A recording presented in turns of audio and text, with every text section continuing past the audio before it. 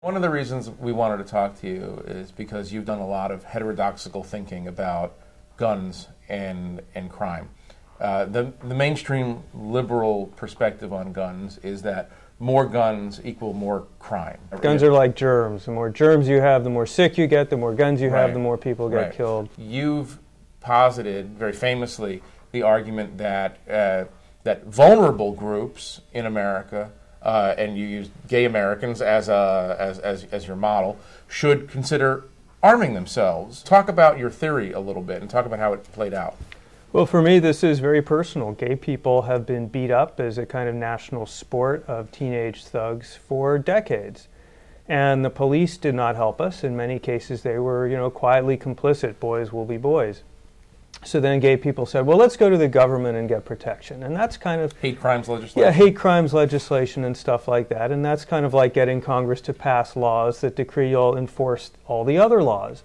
So it's not very effective, and it's demeaning, too, to run to mommy. People don't respect that. And then I met a couple of guys. Both of these are personal friends of mine who explained to me that if not for the presence of a gun, they themselves would be dead or severely wounded because the gay bashers came for them.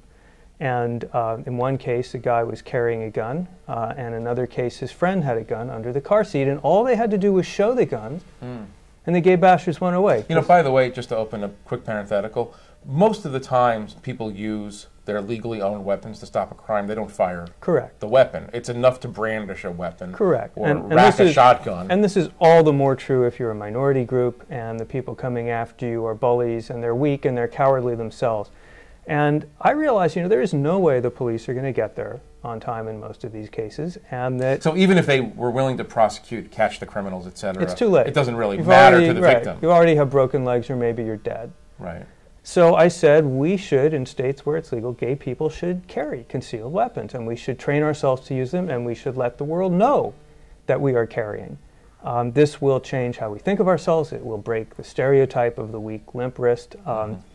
Somewhat to my own surprise, something called pink pistols groups have spread all over the country. Well, so you actually gave it the name. Yeah, I suggested pink pistols. Little did I know that they're now these dozens of gay gun clubs. Right. But this is all growing out of very personal experience that guns are, in fact, your friend if you're worried constantly about being singled out as a target of crime. Why do you think there is such strong opposition to legal gun ownership in, let's call them, for lack of a better term, the coastal elites? Well, some of it is cultural. Some of it is the fact that virtually every time you read about a gun being used, it's being used for something horrible. Right. So it's just a natural... You don't read about crimes that haven't occurred because a gun was inserted into the mix. And there are probably quite a lot of those, and I know two of them personally. Right.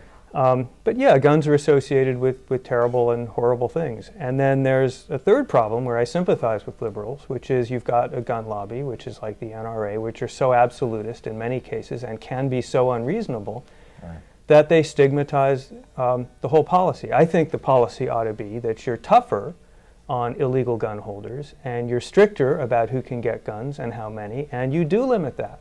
Do you have a gun? No. Have you ever shot a gun? Yes. I was terrible.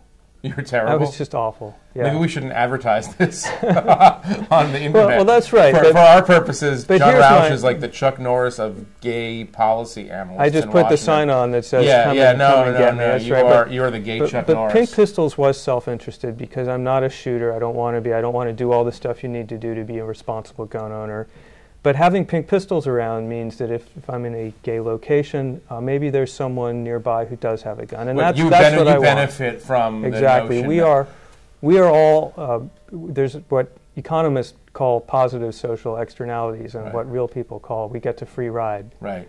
Let me ask you one question about that. One of the arguments made against concealed carry is that you have an Aurora, Colorado shooting, guy in a movie theater, or Columbine for that matter, is sort of the apotheosis of this horrible trend. I asked a number of people associated with these crimes, would you have rather had a gun? And many of them say no. Maybe the right question to ask that person was, would you have liked someone else in the theater? Someone who's comfortable with guns, who served 20 years in the military, or his former police officer to have had a gun in that situation. I'll bet you a lot of those people, when you abstract it from you personally, have to get out and start firing bullets at people to, wouldn't it be good if someone in that room was capable of protecting you? I think you'd get a different answer. All right. Well, it was a great conversation. Yeah, Thank you, John. thanks. Thank you.